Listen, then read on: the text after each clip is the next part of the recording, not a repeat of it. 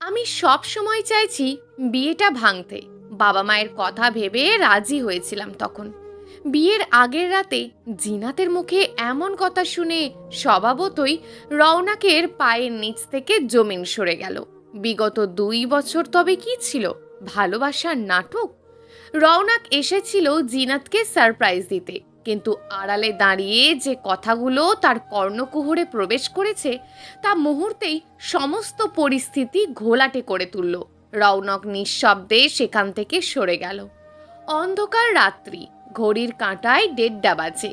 সিগারেটটা ছুঁড়ে ফেলে রেলিং ঘেঁষে দাঁড়ালো রওনক। আকাশে মেঘের গর্জন। এমনই কোনো এক মেঘলা প্রহরে প্রথম মুখোমুখি হয়েছিল তারা। জিনাতের মলিন মুখের দিকে অল্পক্ষণের জন্য তাকিয়েই রওনক মেয়েটাকে সব সময় সুখী রাখার প্রতিশ্রুতি দিয়ে ফেলেছিল নিজেকে। এই বিয়েতে তো জিনাতের সুখ নেই। রওনক নিজের সুখের কথা ভেবে জিনাতের সুখকে অকপটে বিসর্জিত করতে পারে না। নিজের সাথে কিছুক্ষণের দ্বন্দ্বে অপরিপক্ক একটা সিদ্ধান্ত নিয়ে ফেলল রওনক। ঘরে ঢুকে টেবিল ছড়িয়ে ছিটিয়ে রাখা কিছু রঙিন কাগজের মাঝে একটা নীল রঙা স্টিকি নোট বের করলো। লাল রঙা কালিতে সেখানে বড় বড় করে লিখলো, অনেক দূরে চলে যাচ্ছি, ভালো থাকবেন অনুরা। লেখা শেষ করে নোটটা টেবিলের এক পাশে আটকে দিল রওনক। বিছানায় মাহাত বেঘোরে ঘুমাচ্ছে। তার মাথা ভর্তি স্বপ্নের আনাগোনা। হবু ভাবির আগমনে কি কি হবে তার পরিপূর্ণ পরিকল্পনা সে করে রেখেছে। দীর্ঘশ্বাস ফেলে আলমারি থেকে ব্যাগ বের করলো রওনক। কয়েক জোড়া কাপড় ব্যাগে ভরে ওয়ালেট চেক করলো। ফোন বের করে দেখলো কাল রাত 11টার আগে তার গন্তব্যের কোনো বাস নেই। ততক্ষণ বাড়িতে থাকা নিরাপদ নয়। প্রথমত বিয়ে বাড়ি, দ্বিতীয়ত কাজিনরা কখন কোন দিক থেকে আটকে ফেলবে কাল তার নিশ্চয়তা নেই। রওনক ব্যাগটা কাঁধে নিয়ে গায়ে একটা সাদা হুডি জড়ালো। এই হুডিটা জিনাতের দেওয়া প্রথম উপহার ছিল। রওনকের চোখ ঝাপসা হয়ে এলো। নিজেকে সামলে সে সদর দরজার আশপাশ খেয়াল করে অতি সাবধানে চৌরাস্তা অবধি পৌঁছালো। রাস্তার ল্যাম্পপোস্টের আলোটা আজ রওনককে ভীষণ বিরক্ত করে তুলছে। এই মুহূর্তে তার নিজেকে সবচেয়ে অসহায় মনে হচ্ছে। কোথাও যাওয়ার ঠিক জায়গা নেই তার। এত রাতে কোনো বন্ধুর বাসায় গেলেও সেটা ভালো দেখাবে না। কাল বিয়ে, অথচ হবু বর পালাচ্ছে। এরকম খবর লুকিয়ে রাখাই শ্রেয়। বিষয়টা ভাবতে ভাবতেই রওনক একটা সিএনজি ধরল। এত রাতেও যে একটা গাড়ি পেয়েছে তাতেই সৃষ্টিকর্তাকে শুকরিয়া জানিয়ে সে একটা হোটেলের অ্যাড্রেস বলল। আপাতত এটাই রওনকের জন্য অভয়ারণ্য হবে। সিএনজির কাঁচে যতবার বৃষ্টির ফোঁটা আঘাত করছে ততবার রওনকের মনটা দুর্বল হয়ে পড়ছে। স্মৃতির শিকলটা তাকে বেঁধে ফেলেছে আষ্টে পৃষ্ঠে। রওনক মনে মনে আওড়ালো, এই বৃষ্টি কখনো ছিল আমাদের সাক্ষাতের, অথচ আজ দেখো কেমন রূপ নিয়েছে বিচ্ছেদের। বৃষ্টি ভেজা এই প্রহরটা রওনকের বুকের যন্ত্রণা বাড়িয়ে তুলছে। প্রিয় মানুষটাকে পেয়ে হারানোর যন্ত্রণা, নাকি কখনোই তাকে বুঝতে না পারার অনুতাপ? বুঝে উঠতে পারছে না রওনক। যে গল্পের সূচনা প্রহরেই বিচ্ছেদ নিশ্চিত, সেই গল্পের সূচনা হওয়ারই কি প্রয়োজন ছিল? নিয়তি এমন নিষ্ঠুর খেলা না খেললেই পারত। তোরা কি আমায় একটু স্পেস দিবি? বিরক্ত হয়ে চেঁচিয়ে উঠল জিনাত। বান্ধবী আর কাজিন মহল কি এত সহজে কথা মানে? খোঁচা দেওয়ার দিব্যি একটা সুযোগ পেয়ে গেল তারা। খানিকটা ন্যাকা সুরি বলে উঠল, হ্যাঁ এখন তো পেস চাইবা, বরের সাথে ইটিস পিটিস করা লাগবে, বান্ধবীদের দিকে পাত্তা দেবে কেন?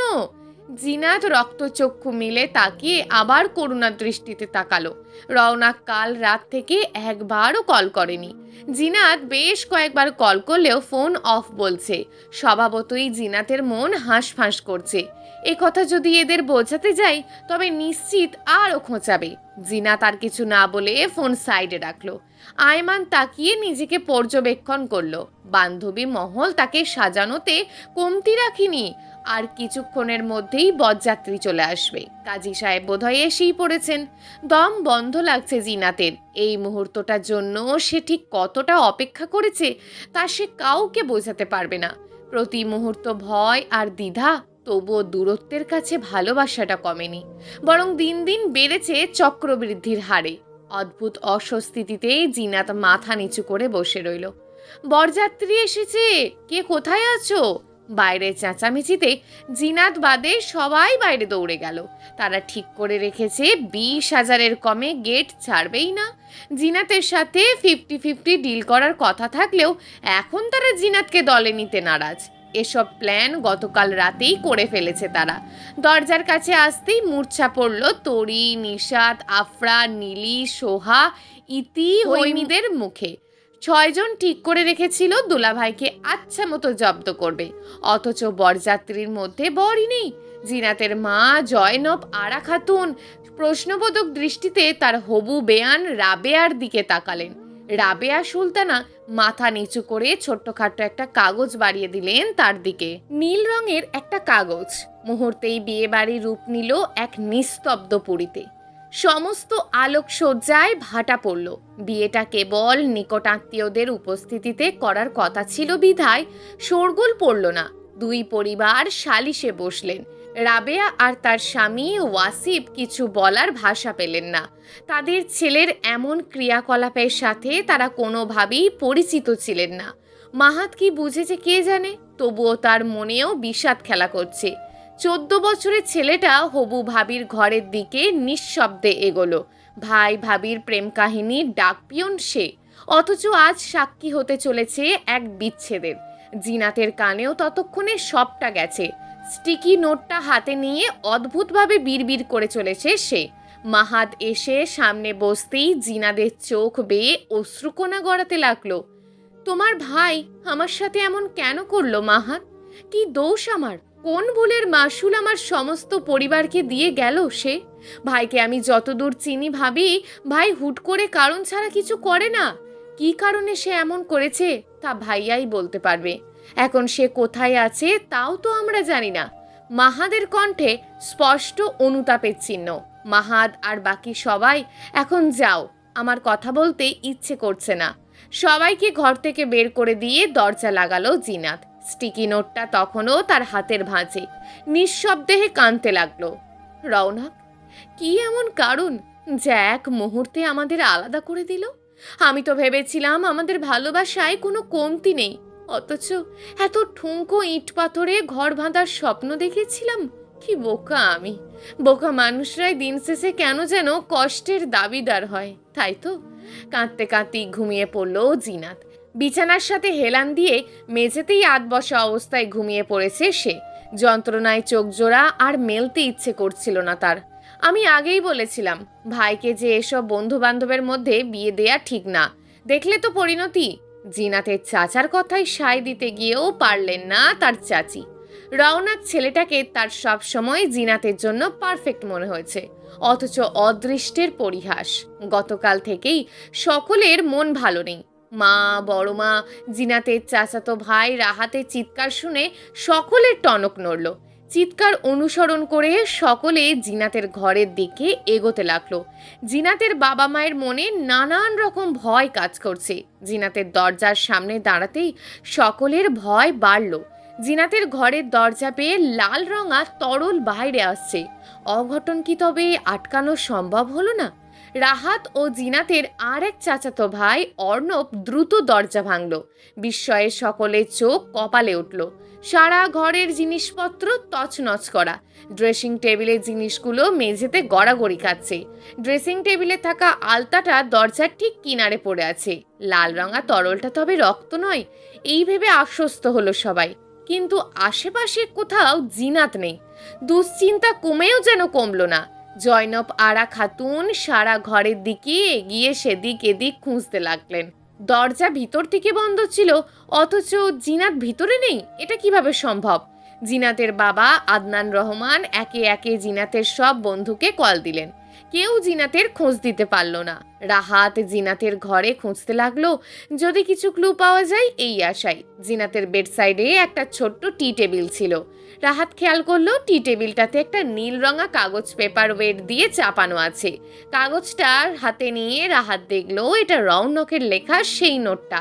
তবে এখন সেটার আগের মতো নেই, কেননা নোটটার নিচে আরও কিছু কথা যুক্ত করা হয়েছে। নিচের লেখাগুলো জিনাতের তা স্পষ্ট বুঝতে পারল রাহাত।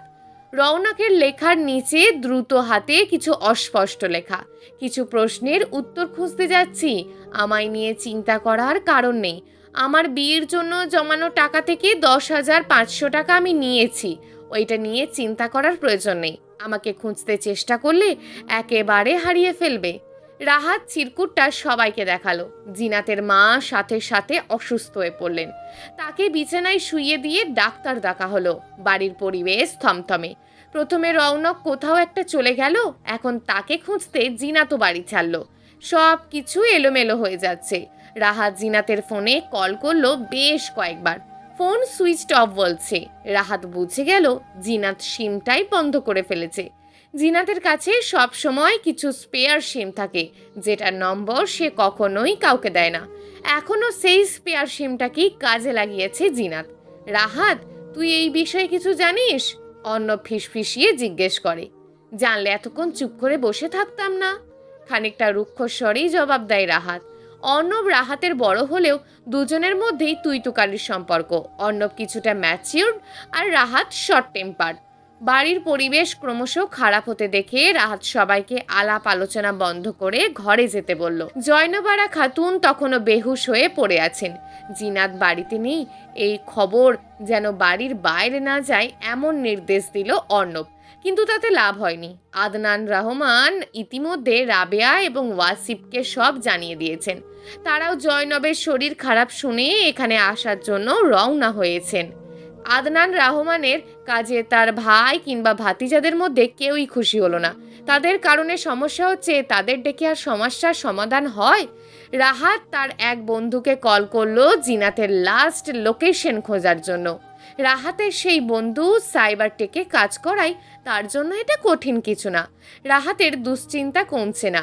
রাহাত জিনাতের চেয়ে 1 বছরের ছোট হলেও জিনাত সবসময় বন্ধুর মতন মিশেছে তার সাথে। বড় বোনের মতন শাসন কিংবা বন্ধুর মতন বিপদে থাকা কোনোটাই বাদ রাখেনি সে। কাজিনদের মধ্যে তাদের বন্ধুত্বটাই সবচেয়ে ভালো ছিল। দিদি, সামনে একটা হোটেল আছে, আপনি নেমে কিছু খেয়ে নিতে পারেন। ড্রাইভারের কথায় ধ্যান ভাঙল জিনাতের। অনেকটা সময় হয়ে গিয়েছে। সকাল 6টায় বের হয়েছিল, এখন সন্ধে 7টা। বাড়িতেও নিশ্চয়ই সবাই সবটা জেনে গেছে। কিন্তু জিনাতের এখন পিছু ফেরার মতন পরিস্থিতি নেই। আর কতক্ষণ লাগতে পারে দাদা? জিনাতের কথায় ড্রাইভার রমেশ খানিকটা হাসল। মুখের হাসি বজায় রেখেই জবাব দিল, দিদি, এখনো তো অর্ধেকের মতন রাস্তা বাকি, আরও ঘন্টা 8 লাগবে। রমেশের কথায় জিনাতের মুখে হতাশা ভর করে। এই মাঝরাতে আপনাকে বিরক্ত করলাম, দুঃখিত দাদা। জিনাতের কথায় রমেশ আবারও হাসে। লোকটার হাসিটা সুন্দর, তাই বোধহয় বারবার হাসে। আপনি না থাকলে আমার মেয়েটা তো কখনো সুস্থ হতো না দিদি। আপনি মাঝরাতে সামান্য সাহায্য চেয়েছেন, সেটুকু যদি না করতে পারি তবে নিজেকে আজীবন দোষী মনে হবে। রমেশ কৃতজ্ঞতার সুরে কথাগুলো বলে উঠল। জিনাত চোখ বন্ধ করে। গাড়ির রেডিওতে গান বাজছে। জিনাতের মনে পড়ল রৌনকের জন্মদিনের কথা। জিনাতের সাথে লুকিয়ে ঘুরতে বেরিয়েছিল সে। বিকেলের পরপরই তুমুল বৃষ্টি শুরু হলো। বাইক থামিয়ে পথের পাশের এক বিধ্বস্ত ঘরের বারান্দায় দুজন বসলো। জিনাত চিন্তা করছিল বাড়িতে কি বলবে, অথচ রৌনক নিশ্চুপ হয়ে বৃষ্টির মুহূর্ত উপভোগে ব্যস্ত। ক্ষীণ স্বরে সেদিন কেন যেন এই গানটাই গিয়েছিল রৌনক। চোখের কোণ ভিজে ওঠে জিনাতের। ঠিক তখনই জোরে ব্রেক কষল রমেশ। জিনাত সামনের সিটের ধাক্কা খেতে খেতে খেলো না। কি হলো দাদা, এত জোরে ব্রেক কষলেন? জিনাত চিন্তিত গলায় প্রশ্ন করে। দিদি, বাড়ি থেকে কল এসছে, একটু কথা বলেনি। জিনাত মাথা নেড়ে সায় দেয়। সিটে হেলান দিয়ে চোখ বুঝতেই রমেশের উদ্বিগ্ন কণ্ঠস্বর শুনতে পায়। চোখ খুলে দেখে রমেশ কাঁদছে ক্রমাগত। কি হয়েছে দাদা? প্রশ্ন করে জিনাত। আমার মার নেই দিদি, সুস্থ মানুষটা হঠাৎ স্ট্রোক করেছে। ভগবান আমাকে এ কেমন সংকটে ফেললো দিদি। যিনি আমাকে এত কষ্ট করে বড় করলেন, তার মৃত্যুর সময় আমি পাশে নেই। রমেশের কান্নায় কথা আটকে আসতে লাগলো। পরিস্থিতি বুঝতে পারলো জিনাত, কিন্তু এখন এই নির্জন রাস্তায় সে কোথায় যাবে? ফিরে তো কোনোভাবেই যেতে পারবে না। চিন্তায় পড়ল সেও। তবুও রমেশকে আশ্বস্ত করলো, দাদা আপনি যান, আমি আশেপাশে কোথাও থাকার জায়গা বা কারোর থেকে লিফট নেওয়ার চেষ্টা করি। আমি যেভাবে যেতে পারি না দিদি, আপনাকে নিরাপদ কোনো আশ্রয়ের ব্যবস্থা করে দিয়ে তবেই আমি যাব। রমেশের কথায় অবাক হলো জিনাত। মানুষটার মা মারা গেছে, তবুও সে জিনাতের কথা ভাবছে। এজন্যই বোধহয় মানুষ সৃষ্টির সেরা জীব। দূরে একটা বাসের আলো দেখতে পেয়ে রমেশ গাড়ির আলো জ্বালিয়ে বাসটাকে থামার অনুরোধ করে। বাসটা মূলত কিছু টিনের ছেলে মেয়েদের। সেখানে 4 জন শিক্ষক শিক্ষিকাও রয়েছেন। তারা জিনাতের সমস্যার কথা জেনে জিনাতকে সাথে নিতে রাজি হলেন। জিনাত রমেশকে ধন্যবাদ জানিয়ে বাসে উঠল। সকলে ক্লান্ত থাকায় বাসের লাইট অফ করা হলো। ক্লান্ত জিনাতও সিটে হেলান দিয়ে চোখ বুজল। অন্ধকার বাসের নিস্তব্ধ গতিশীলতায় জিনাত অনুভব করলো তার শরীরে কারোর হাতের স্পর্শ। সাথে সাথে তীব্র আলোর ঝলকানিতে চারপাশে একটু আলোকিত হয়েই সাথে সাথে বিকট শব্দে সব কিছু ঝাপসা হয়ে এলো জিনাতের চোখের সামনে। জিনাত লাফ দিয়ে উঠল। চারপাশ অন্ধকার, কেবল বাসের সামনের লাইটের আলোতে রাস্তাটা দৃশ্যমান। ফোন বের করে সময় দেখলো জিনাত। 3 ঘন্টা পার হয়েছে, এখন হয়তো 5-6 ঘন্টা লাগবে পৌঁছাতে। জিনাত জানে রৌনক নিশ্চিত সেই জায়গাতেই আছে। এক ক্ষুদ্র আলাপচারিতার সময় রৌনক বলেছিল সে কখনো সবকিছু ছেড়ে যেতে চাইলে পাহাড়ে চলে যাবে। তখন বিষয়টা নিতান্তই মজার মনে হলেও এখন সেই মজার সূত্র ধরেই এত দূর এসেছে জিনাত। রৌনকের থেকে প্রশ্নের উত্তর না নিয়ে সে যাবে না। জিনাত আবারও সিটের সাথে হেলান দিল। সবকিছু এলোমেলো লাগছে। চোখ বন্ধ করলেই রৌনকের মুখটা ভেসে উঠছে। তৎক্ষণাৎ রাগ চলে যাচ্ছে জিনাতের মনে। দীর্ঘশ্বাস ফেলে নিজেকে স্বাভাবিক করার চেষ্টা করলো জিনাত। আলমারি থেকে মায়ের বিয়ের সময়কার একটা জর্জেট শাড়ি বের করলাম। হুট করেই শাড়ি পরতে ইচ্ছে হলো কেন বুঝলাম না, তবুও শাড়িটা পরলাম। শাড়ি পরে দরজা বন্ধ করে বসেছিলাম। সন্ধ্যের আগে আগে মা বেশ রাগী গলায় ডাক দিলেন, জিনাত চুপচাপ বের হ, মেহমান আসছে। অগত্যা বের হতে হলো ওই অবস্থায়। শাড়ি পরে এলোমেলো চুড়ে পুরো পাগল পাগল অবস্থা তখন আমার। মেহমান হলেন আমার বাবার পুরনো বন্ধু, সাথে তার ছেলে। ছেলেটার দিকে তাকালাম একবার। ছেলেটা বাবু হয়ে বসে আছে মাথা নিচু করে। আঙ্কেল আমাকে বসতে বললেন। আমি ভদ্র হওয়ার ভান ধরে বসে পড়লাম। পরীক্ষা কেমন দিলে জিনাত? আঙ্কেলের প্রশ্নে থতমত খেলাম। ভালো আঙ্কেল। স্কুল লাইফ তো শেষ, এখন তো ইন্টারমিডিয়েট, বিশাল সিলেবাস। আমি কোনো উত্তর দিতে পারলাম না। আঙ্কেল নিজে নিজেই বলতে লাগলেন, ভালো মতো পড়াশোনা করো মা, একটু এদিকে আসো তো। আমি এগোতেই আঙ্কেল একটা আংটি আমার হাতে পরিয়ে দিলেন। আমি হতবাক হয়ে দাঁড়িয়ে রইলাম। বাবা মাও অবাক হয়ে তাকিয়ে আছেন। আদনান, তোমার মেয়েকে আমি নিজের ছেলের জন্য পছন্দ করেছি। এখন তোমাদের সম্মতির অপেক্ষা। জানি এখনই এসব নিয়ে তোমরা ভাবছো না, আমিও ভাবছি না। দুজন নিজেদের ক্যারিয়ার নিয়ে স্টেবল হোক, তারপর ওরাই সিদ্ধান্ত নেবে। আমি শুধুমাত্র আমার ইচ্ছা প্রকাশ করলাম। 3 গুরুজনদের মধ্যে আমরা 2 বাচ্চা ভদ্র ও অসহায়ের মতন বসে, না পারছি কিছু বলতে আর না পারছি উঠে যেতে। আমি আর একবার ছেলেটার দিকে তাকালাম। অদ্ভুত তো, এত বড় ছেলে প্রতিবাদ করছে না কেন? অ্যাটলিস্ট এই বয়সে একটা ছেলের প্রেমিকা তো থাকা উচিত। প্রেমিকার খাতিরে হলেও বিয়েটা ভেঙে দে ভাই। আমার ভাবনা ভাবনাই রয়ে গেল। ভদ্রতার মূর্তিটা কিচ্ছু বলল না। আমার অলিখিত বাগদান সেদিনই সম্পন্ন হলো। অদ্ভুত হলেও আমাদের সেদিন কোনো কথাই হলো না। এমনকি বাগদানের আগে অবধি আমি ছেলেটার নাম অবধি জানতাম না। অবশ্য তারা চলে যাওয়ার পর জেনেছিলাম ছেলেটার নাম রৌনক। আমার তখন এসএসসি পরীক্ষার রেজাল্ট অবধি আসেনি। তার আগেই এক অনাকাঙ্ক্ষিত বাঁধনে বাঁধা পড়লাম। বাড়িতে ফিরলাম দিন 2 পর। তারপর আবার আর এক লাইফ। এর মধ্যে আমার এক বান্ধবীকে বললাম হঠাৎ বাগদানের কথা। তার কল্যাণে বিষয়টা বন্ধু মহলে ছড়িয়ে পড়তে সময় লাগলো না। তারপর থেকে শুরু হলো রৌনক নাম নিয়ে খেপানো। হবু দুলাভাইকে দেখার জন্য ওদের পিড়াপিড়ি, অথচ আমি চিন্তায় আছি কিভাবে সম্পর্কটা ভাঙা যায়। স্বাভাবিক জীবনে ফিরছিলাম। হঠাৎ একদিন আঙ্কেলের নাম্বার থেকে বাবার ফোনে ফোন আসলো। কলটা আঙ্কেল করলেও কথা হয়েছিল আমার আর রৌনকের। প্রথম সেদিনই তার কণ্ঠ শুনেছিলাম আমি, একদম নির্লিপ্ত কণ্ঠ। আমি ধরেই নিয়েছিলাম আমাদের এই বিয়ে এ ছেলে নিজে দাঁড়িয়ে থেকে ভাঙবে। নির্লিপ্ত গলায় সে বলল, আমি শহরে চলে যাচ্ছি আজ রাতে। ক্ষীণতর কণ্ঠে বলল রওনাক, আপনি শহরে থাকেন? আমার অনাগ্রহী গলার প্রশ্ন। জি, ক্যাডেটে পড়ি, আর কয়েকদিন পর এইচএসসি দেব।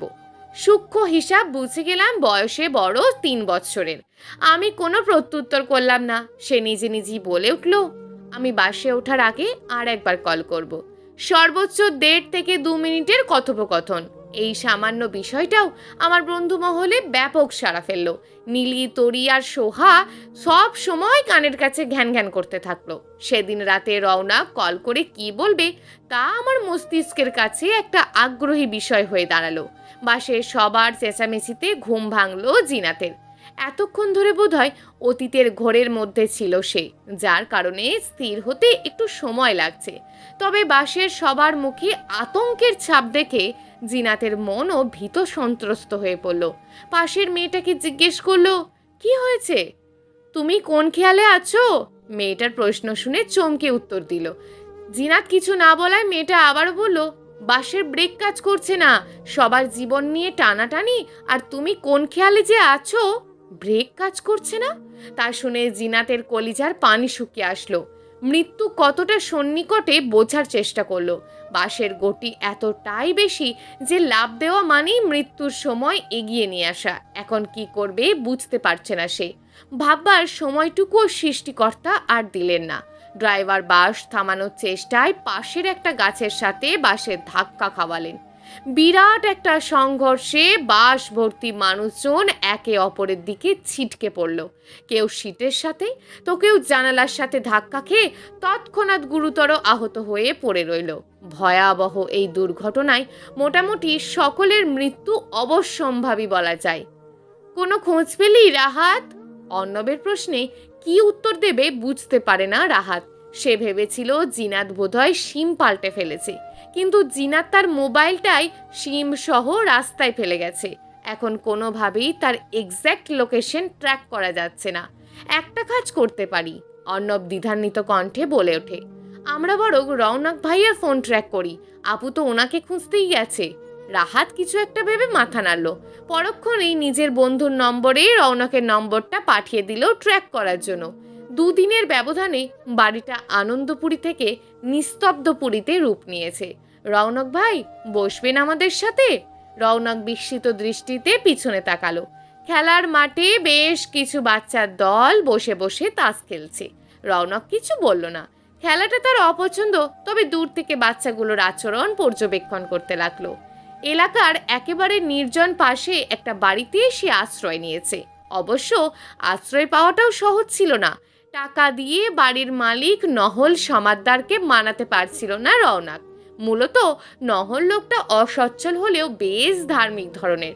বাড়িতে তার মেয়ে থাকে, সেখানে অজ্ঞাত পুরুষকে আশ্রয় দেওয়া সম্ভব নয়। এদিকে নহল সমাদ্দারের ভাতিজা সুমিত রওনাকের পরিচিত। এছাড়া রওনকের আর যাওয়ার জায়গা ছিল না। শেষমেশ নহল সমাদ্দার কৃপা করে রওনককে নির্জন অংশটাতে দীর্ঘদিন বন্ধ থাকা একটা বাড়িতে থাকার ব্যবস্থা করে দিলেন। এটুকুতেই কৃতজ্ঞ রওনাক। তার ওপর 3 বেলা সমাদ্দার বাড়ি থেকে খাবার ফাটানোর প্রতিশ্রুতিও করেছেন নহল সমাদ্দার।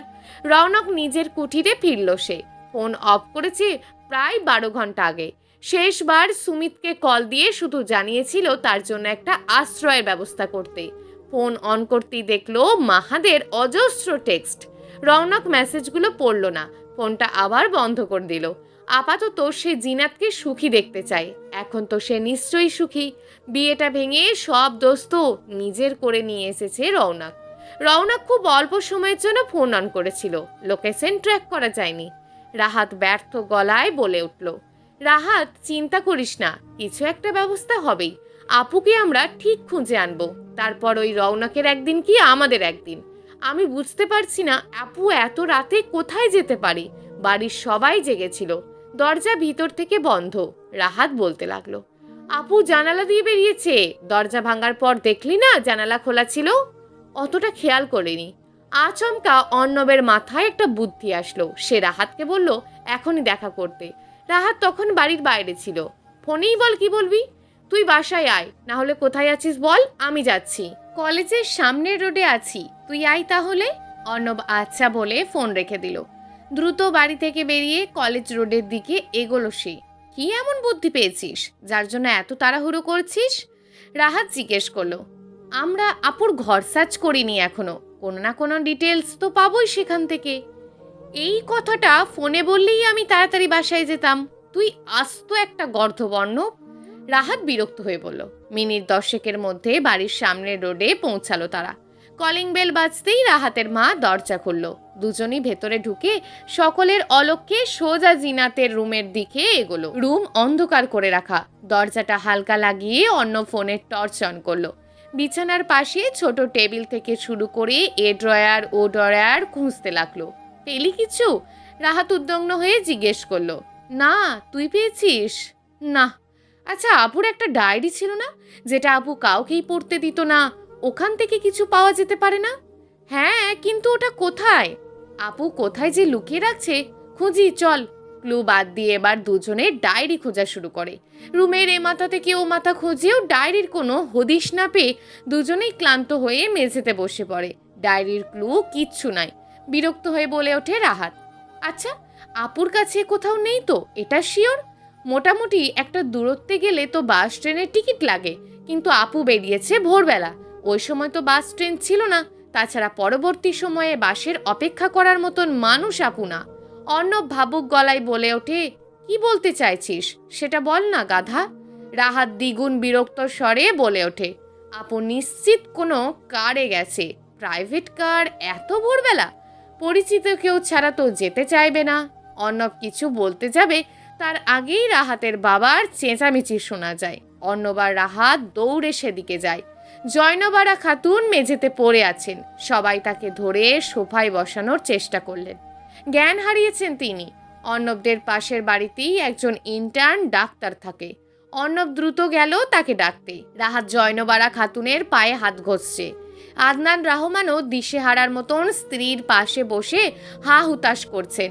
মাত্র কয়েকদিনে তার বাড়ির পরিস্থিতি পুরোপুরি বদলে গেছে। কি করবেন কিচ্ছু বুঝে উঠতে পারছেন না তিনি। তারা পরিস্থিতির জটিলতা বুঝতে পারছে, কিন্তু এখন তাদেরও হাত পা বাঁধা।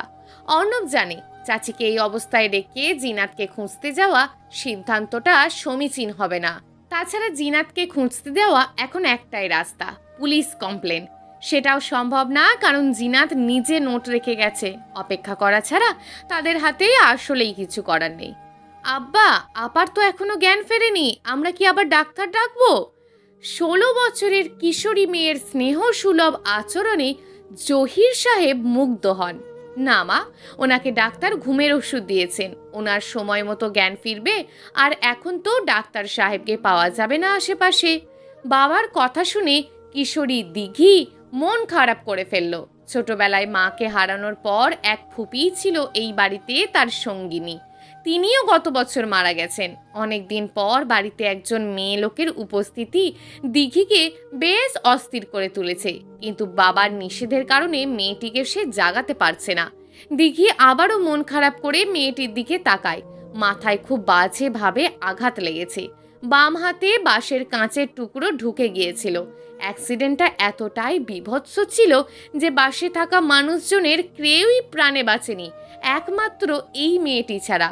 অবশ্য আশেপাশে 2-3 কিলোমিটারের মধ্যে কোনো হাসপাতাল নেই বিধায় অ্যাক্সিডেন্ট স্পটের খোঁজ পেয়েও লাভ হতো না। দিঘির বাবা পথিমধ্যে এই দুর্ঘটনা দেখে একমাত্র বেঁচে থাকা মেয়েটিকে বাড়িতে আনেন এবং ডাক্তার ডেকে চিকিৎসার ব্যবস্থা করেন। এখানে 3 কিলোমিটার পরে একটা হাসপাতাল আছে, তবে সেখানে ডাক্তারের সংকট। বাধ্য হয়েই জয়ী সাহেব নিজের এক ডাক্তার বন্ধুকে অনেক অনুরোধ করে এনে চিকিৎসা করিয়েছেন। প্রাথমিক চিকিৎসা তিনি নিজেই দিয়েছেন, অন্যথায় মেয়েটা বোধহয় বাঁচত না। জিনাতের জ্ঞান ফিরল পরদিন ভোরবেলায়। দিঘি জিনাতকে নড়তে দেখেই সে বাবাকে ডাক দিল। জহির সাহেব এসে পাশে বসলেন। জিনাত আশেপাশে তাকিয়ে কিছু বুঝে উঠতে পারছিল না যে কি হয়েছিল তার সাথে। মনে করতে গিয়ে মাথায় তীব্র যন্ত্রণা অনুভব করলো সে। বেশি চিন্তা করো না, তোমার বাসটা অ্যাক্সিডেন্ট হয়েছিল, আশেপাশে হাসপাতাল ছিল না বিধায় এখানে এনেছি তোমাকে। তোমার মাথা ব্যথা কি কমেছে? জহির সাহেব মমতাময় গলায় প্রশ্ন করলেন। আমার একটা জায়গায় যাওয়া প্রয়োজন, সেখানে যাওয়ার কথা ছিল আমার। কিন্তু বসো, তোমার আঘাত শুকায়নি এখনো, তুমি বসো। দিঘি তোমার হাত মুখ ধোয়ার ব্যবস্থা করবে, তারপর কিছু খেয়ে নিও। জিনাত আর কিছু বলতে পারল না। রওনাকের সাথে দেখা করাটা তার খুবই প্রয়োজন, কিন্তু এখন সে কোথায় আছে তাও তার অজানা। রওনাকই বা কোথায় আছে তাও সে জানে না। এখন আবার এই অ্যাক্সিডেন্ট, এত সব তার সাথেই কেন ঘটতে হলো? দিব্যি তো সুখে সংসার করতে পারতো রৌনাকের সাথে, অথচ অদৃষ্ট কি খেলাটাই না খেললো। জহির সাহেব চলে যেতেই দিঘি জিনাতের পাশে বসলো। দিঘির চোখে উৎসুক দৃষ্টি। জিনাত তা দেখে মুচকি হাসলো। কি বলতে চাও বলে ফেলো, জিনাত অকপটে বলে দিল। লুকোচুরি ধরা পড়েছে বুঝতে পেরে দিঘি অপ্রস্তুত হয়ে হেসে ফেলল। আপু, তোমাদের তো আগে থেকেই বিয়ে ঠিক করা ছিল, তার মানে তোমরা প্রেম করেছো? দিঘি বেশ সরল গলায় প্রশ্ন করলো। বলা যায় প্রেম করেছি। তাহলে ভাইয়া এভাবে সব ছেড়ে চলে গেল কেন? সেটা তো ওই বলতে পারবে। তোমাদের প্রেম কাহিনীটা শোনাবে আমাকে? অনুরোধের স্বরে বলে উঠল দিঘি। আচ্ছা, শোনাবো। জিনাত হাসলো। নিজের প্রেমের এই গল্পটা সে আসলেই ভুলতে বসেছিল। আজ দিঘিকে সব বলতে গিয়ে আবারও নতুন করে মনে পড়ছে স্মৃতিগুলো। জিনাত মিষ্টি করে হাসলো। রৌনকের কথা মনে হতেই মন অস্থির হয়ে উঠল তার। প্রশ্নগুলো ক্রমাগত তাড়া করে বেড়াচ্ছে তাকে। জিনাতের মনে পড়ল, রৌনক যখন প্রথম অল্প শব্দে তাকে নিজের মনের কথা বলেছিল, 459 শব্দটা এখনো জিনাতের কানে বাজে। জিনাত প্রথম দিনই বুঝতে পারেনি, পরবর্তীতে যুগন করে বুঝতে পেরেছিল। তারপর থেকেই রৌনকের সাথে কথা বলতে অদ্ভুত একটা লজ্জা কাজ করত জিনাতের মনে। খানিকক্ষণ মলিন কণ্ঠেই বিয়ের ঘটনাগুলো বলল জিনাত। আপু, ভাইয়ার সাথে কথা হলেই সমস্ত সমাধান হয়ে যাবে দেখো। কিন্তু 3 দিন যাক, তুমি একটা ভুল করেছো। কি? তুমি এভাবে বাড়ি থেকে বেরিয়ে আসলে? তোমার বাড়িতে কি অবস্থা হচ্ছে ভাবো একবার। আঙ্কেল আন্টি যদি তোমার চিন্তায় অসুস্থ হয়ে পড়ে। দিঘির বিচক্ষণ কথাটা মস্তিষ্কে আঘাত করলো জিনাতের। আসলেই তো, রৌনকের কথা ভাবতে ভাবতে নিজের বাড়ির মানুষজনকে একরকম ভুলেই গিয়েছিল সে। মেয়েটা এত ভালোবাসা পেয়েও ঠেলে দূরে সরিয়ে দিল। জানি না কেন বিয়ের 2 দিন আগেও আমরা একসাথে ঘুরেছি, কথা শুনে একটুও মনে হয়নি যে ও খুশি না। রৌনক মলিন কণ্ঠে বলল। তাহলে ওর একটা কথাই তুমি সব ছেড়ে চলে আসলে? ওর সাথে কথা বললেই তো হতো। চোরের মতন পালিয়ে এসে তুমি কি খুব ভালো কিছু করেছো? নিনার কথায় রৌনক নিজের ভুলটা উপলব্ধি করতে পারল। নিনা হলো রৌনকের বাড়িওয়ালার মেয়ে। আসার পর থেকে তার সাথে একটা ভালো সম্পর্ক গড়ে উঠেছে। নিনাকে ধন্যবাদ জানিয়ে নিজের ঘরে ফিরে সব গুছিয়ে নিতেই রৌনকের মনে পড়ল হরতাল চলছে। মন খারাপ করে বিছানায় বসতেই মনে হলো বাড়িতে একটা কল করাই যায়, কিন্তু সাহসে কুলালো না রৌনকের। ঠিক করলো 3টে দিন কোনো রকম পার করতে হবে। অস্থিরতা ক্রমশ বাড়তে লাগলো রৌনকের। তোমরা দুজনেই এতটা ইম্মেচিওর আচরণ করবে আমি কখনোই ভাবিনি, ওয়াসিফ সাহেব তেজি স্বরে বলে উঠলেন। জিনাত ভয়ে মাথা নিচু করে রইল। নিতান্তই তার এই আহত অবস্থা দেখে সবাই বকাঝকা করতে পারছে না, অন্যথা তাকে কয়েকটা চড় মারা উচিত ছিল। তার জন্য তার মা অবধি অসুস্থ হয়ে পড়েছে। রৌনকও কিচ্ছু বলতে পারছে না। জিনাতের অবস্থা দেখে সে অনুতপ্ত। জিনাত যে এসএসসির পর মুহূর্তেই ঠিক হওয়া বিয়েটা নিয়ে নার্ভাস ছিল বলে ভাঙতে চেয়েছিল, তা রৌনক না বুঝেই এত কাণ্ড বাঁধিয়ে ফেলল। দেখো, দুজনকেই বলছি, এখন এই বিয়ে হবে না। তোমরা সময় নাও। আমি আগে থেকেই বিয়ে ঠিক করেছিলাম এজন্য যাতে তোমরা একে অপরকে বুঝতে শেখো, কিন্তু না, তোমরা কি করলে? নিজেদেরকে একে অপরের জন্য অ্যাভেলেবেল ভেবে নিলে। বোঝাপড়ার বালাই নেই। এখন আপাতত এই বিয়ের দরকার নেই। ওয়াসিফ সাহেব খানিকটা রাগান্বিত স্বরেই বললেন। বাবা, আমি সরি, কিন্তু বিয়েটা ভেঙো না প্লিজ। আমি সত্যিই জিনাতকে ভালোবাসি। রৌনক অনুরোধের স্বরে বলল। কোথায় ছিল এতদিন সেই ভালোবাসা? তোমরা একে অপরকে বোঝোই না। দেখো, আমি যা করছি তোমাদের ভালোর জন্য। জিনাত, তুমি মেডিকেলের লাইফটা এনজয় করো কয়েক বছর। আর রৌনক, তুই তো ইন্টার্ন নিতে মন দে। তোমরা একে অপরের সাথে দেখা করো, আড্ডা দাও, তবে এখন বাগদত্তার মতো না, বন্ধুর মতন। একে অপরকে বুঝতে শেখো। ওয়াসিফ সাহেবের সাথে বাকি সবাই সায় দিল। জিনাত আর রৌনকের তখন কিছুই করার ছিল না। বলতে গেলে সমস্ত দোষ তো তাদেরই। এতটা ইম্যাচিওর আচরণ তাদের থেকে কেউই আশা করেনি। আজকের শেষ ক্লাসটাতে বসে দীর্ঘশ্বাস ফেলছিল জিনাত। মেডিকেলের এই ব্যস্ত জীবনটা বড্ড ক্লান্তিকর। না চাইতেও বোর্ডটার দিকে এক নাগাড়ে তাকিয়ে কিছু উদ্ভট শব্দ কর্ণকুহরে প্রবেশ করাতে হয়। ফোন ভাইব্রেট হতেই ফোনের দিকে চোখ গেল তার। ক্লাস শেষে ক্যান্টিনে আসো, তোমার সাথে এক কাপ চা খাওয়ার জন্য এই অধম প্রতীক্ষায় আছে। রওনাকের মেসেজে ঠোঁটের কোণে হাসি ফুটল জিনাতের। সে মনে মনে এখনও রওনাকের বাবাকে প্রতি মুহূর্তে ধন্যবাদ দেয়। বিয়ের ঝামেলার আগ অবধি সে একটা হাজবেন্ড মেটেরিয়াল রওনাককে দেখেছিল, এখন সে দেখছে প্রেমিক সুলভ আচরণগুলো। বোঝাপড়াটা আগের চেয়ে ভালো হচ্ছে। ক্লাস শেষ করে ক্যান্টিনে ঢুকতেই জিনাত দেখল রওনাক বসে আছে, এক হাত গালে রেখে অদ্ভুত ভঙ্গিমায় জিনাতের দিকে তাকিয়ে আছে। কি দেখছো? জিনাত প্রশ্ন করে। মানুষ প্রেমিকা থেকে বউ বানায়, আবার অনেকে বউ থেকে প্রেমিকা। আমি দুটোর মাঝে ঝুলে থাকা বান্দা। তো তুমি বলতে চাইছো আমি কখনো তোমার বউ হব না? রেগে চেয়ার ছেড়ে উঠতে নিলেই হাত টেনে ধরল রওনক। রাগ করো না সুন্দরী গো, রাগলে তোমায় লাগে আরও ভালো। গানের সুরে গেয়ে উঠল রওনক।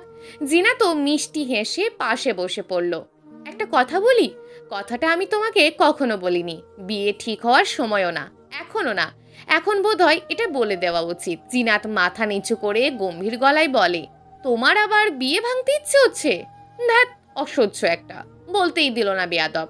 রাগী কণ্ঠে চেঁচিয়ে উঠল জিনাত। আচ্ছা সরি, বলো। 459 মানে কি এটার? তুমি ভালোই জানো। আমি জানি না তো? বেশ, তাহলে না জানলে। জিনাত রওনাকের চোখের দিকে তাকায়, রওনাকও তাকায়। পলক পড়ে না কারুরই। নতুন গল্পের শুরুটা বোধহয় এখান থেকেই হবে। প্রিয় দর্শক, যদি আজকের গল্পটি আপনাদের ভালো লেগে থাকে তাহলে ভিডিওটিতে অবশ্যই একটি লাইক করে আপনার মূল্যবান একটি কমেন্ট করুন। আর হ্যাঁ, চ্যানেলটিকে যদি সাবস্ক্রাইব করে না রাখেন তাহলে চ্যানেলটিকে অবশ্যই সাবস্ক্রাইব করে আমাদের পাশে থাকুন। দেখা হবে আগামীকালের নতুন এবং আকর্ষণীয় গল্প নিয়ে। ধন্যবাদ।